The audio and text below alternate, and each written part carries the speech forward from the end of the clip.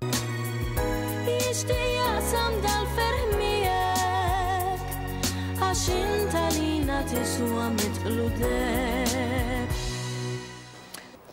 Kien hemm senjura oħra li qaltlek. Mela tiftakarni man-nanna. Jiena napprezzhom. Jiena l-ewwel qed nixtieq nsellimlek sinjura. Naturalment hekk ma nkunx nafek, inti tibqa' tarafni. Grazzi tal-kumplimenti li għadduli, għax dawn juruk li isegwuk u inti għalihom persuna. Vera teħu gost, vera teħu gost. Iva, li inti tħossok li hemm xi ħadd u li għalihom tfisser xi ħaġa, dik hija importanti. U meta jiena bdejt fit-televiżjoni, kull SMS jew kull telefonata li kien ikolli, jiena li wow, wasalt għandha dil-persuna. Ekku, jekk tasalant waħda. Inti żgur li tħossok hekk għax naf kemm isegwuk, mhux biss ġejt hawnhom, ma l-parents kienu jsegwuk minn qabel. Thank you. U fost oħrajn Romina kienet waħda mill-segwik ħafna. Ġifieri, thank you Romina. Hemm tkun, hemm tħossok li wasalt għandhom ġo djarhom. Dik hija xi ħaġa kbira ħafna. Sabiħ ammens. Isma'ni, jiena fadalli. X'fadallek iktar? Sissa rajna il-ħajja personali tiegħek, rajna l-istudenti, rajna l-mammis li għamlu lek feature ħellu ħafna wkoll nistgħu ngħidu li kien vera importanti għalihom. Però fadalli nurik messaġġ ta' xi ħadd partikolari f'ħajtek li xtaq jgħaddilek dawn il-kelmiet.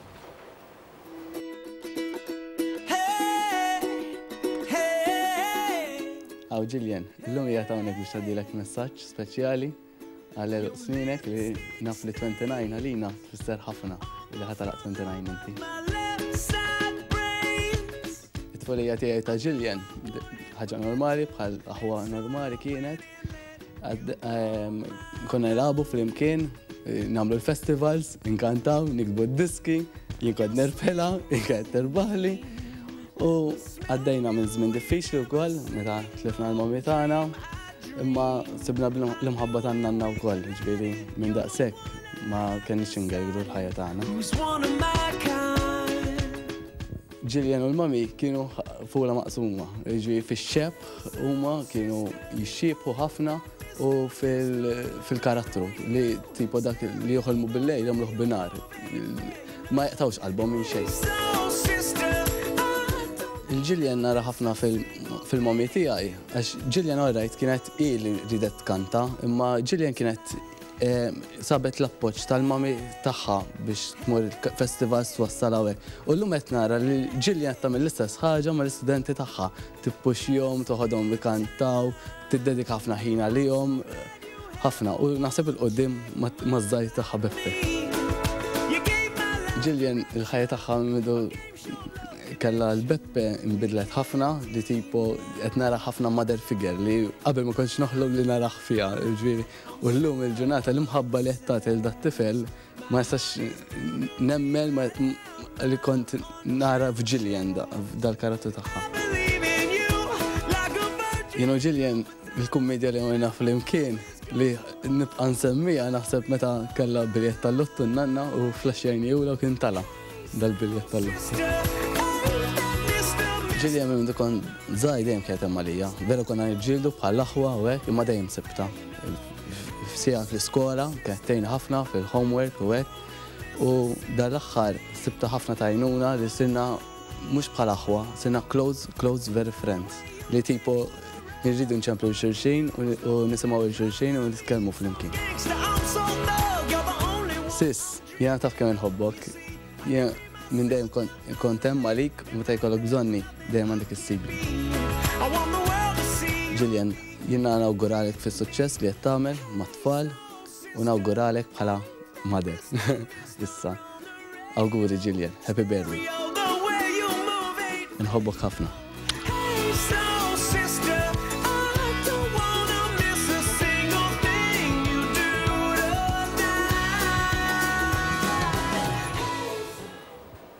Jien dejjem emozjonali ħijeta. Għax tanto close miegħi il-ġurnata. Ma kien nħobbok ħafna ħafna ħafna. Nimmissjax, ma tantx naraħ, imma we're in touch almost every day.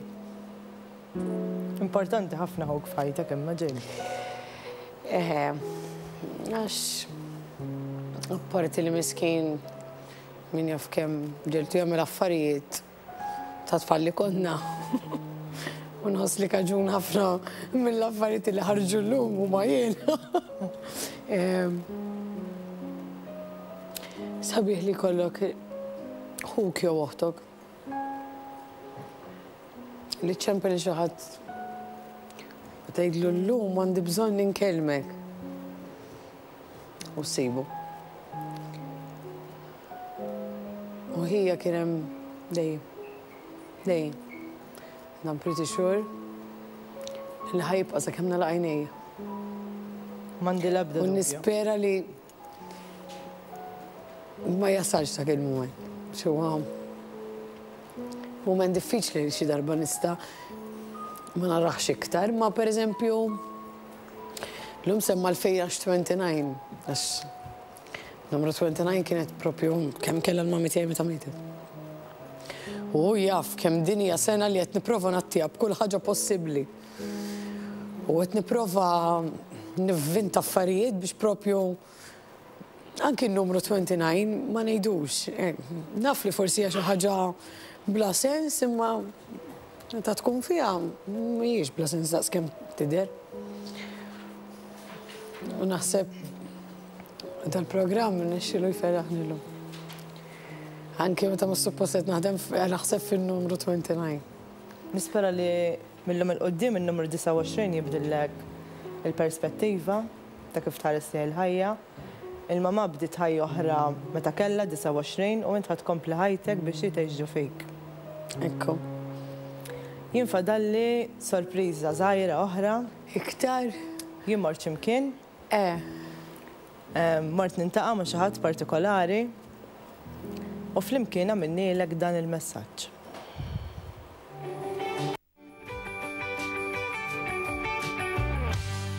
Hi Gillian, illum qegħdin jumej biżbot mill-birthday tiegħek, naħseb qed tara fejn insab.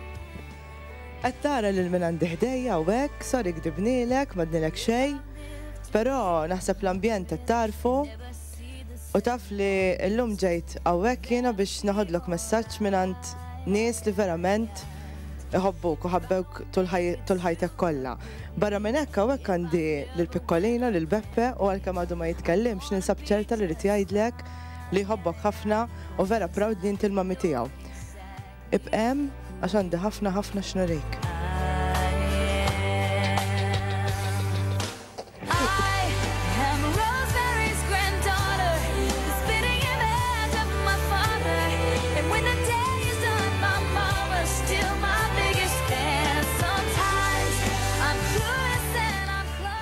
Il-ġilien għamnek trabbajni aħna, mi kif twildet, kienet konna naħduwa titallem il-kant u il-pjanu, kien momma u koll. Kienet brava, kienet tmur St. Francis u baqattila mbagħad, kien marret il-lajsijum, bad hemmhekk omma ħallita u baqgħu t-tnej u mbagħad huwa jgħixu magħna. Bidlet ħafna, veru li ma kien jonqoshom xejn hawnhekk, imma l-om dejjem ommi. Kienu jimmissjaw ħafna l-om ommi. Isa tant qiegħda miegħu hekk li tħobbu u tieħu ħsiebu u wara tagħmillu hekk u wara sejra meta żommula ħafna mistoqsijiet tagħmilli tajda hemm maral kullaw. Nixtiequla birthday sabiħ, inħobbuha ħafna, Peppe wkoll ħajdilha happy birthday, il-mami. Ħajdilha happy birthday. Għadu żgħir. Inħobbok ħafna Gillian.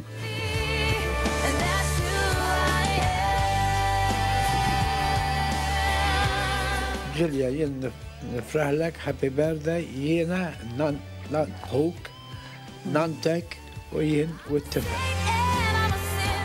Naħobbuk ħafna.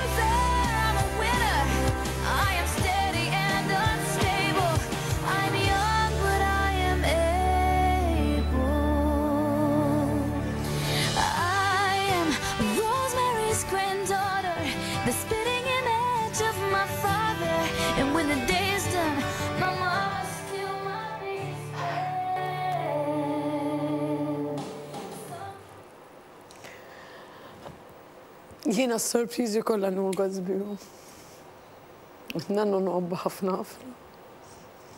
Ma meta nara nannu tiegħi. U jgħidli li jħobbni hija xi ħaġa indeskrivibbli. Nħobbkom ħafna, nixtieq hawnhekk inselli anke l-papa tiegħi. Ma nannu tiegħi. Nannu. Dak għandu post li ma jieħdu ħadd. U jaf. Xtaqsek. No, it's okay. Fil-fatt in-nannu għal-bidu beda jgħidli le nisti. Fatt għatlu isma' żewġ kelmiet kull marrit minn għandi. Għatlu għax jiena nemmen li tan-nanna tistennija, ta' huwa tistennija, għatlu ma tiegħek mhux ħatistennija. Żgur li għax in-nannu vera misti. Anke biex in-nannu għandu karattru partikolari, in-nannu jżomm ħafna emozzjonijiet tiegħu ġo fih. Ma tarif għadu jħobbni.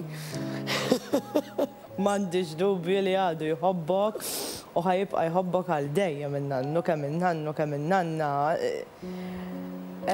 Nammetti li qatt ma konċu xi karattru faċli tal-jom, ġifieri nerġa' ngħidlek li teenager kont rebelluża.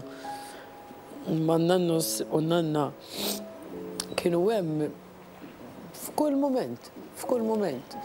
U għat-tifel tiegħi qegħdin hemm iktar. U jien iffissata fuq it-tifel tiegħi, ta' ngħidlek iffissata. Nanna x'hekk, imma nanna ra ma ġġibulix overweight, x'nanna tħobb titteħħi ħafna xrob, u li kien għalija jibda jiekol, u li kien għalija jibda jimxi. Immi għandha d-dinja bih ta' dat-tifel. Issa qabdet trabbi lilkom mill-ġdejt, Jiena tila li rrid terġa' tibda tgħix thanks to t-tifel tiegħi. Imma ħaġibu li overweight, għattila. Le, żgur li le. Marija, grazzi tal-li qajtna ġewwa d-dar tiegħek u anke lilek Ġiljan. Thank you ħafna tal-li għaddejt dak il-messaġġ il-Ġiljan. Ħanejt xi ħaġa. Mela le. Skużani lejn, ma jiena naħseb naf meta ġraddi. Meta n-nanna kellha tmur coffee morning. Issa nkomplu. Id-dunajt issa, d-nejt, għax għalek risk. Jixtieq jaqsam dal-ferħ miegħek għax inta lina tiswa mitqlu dek.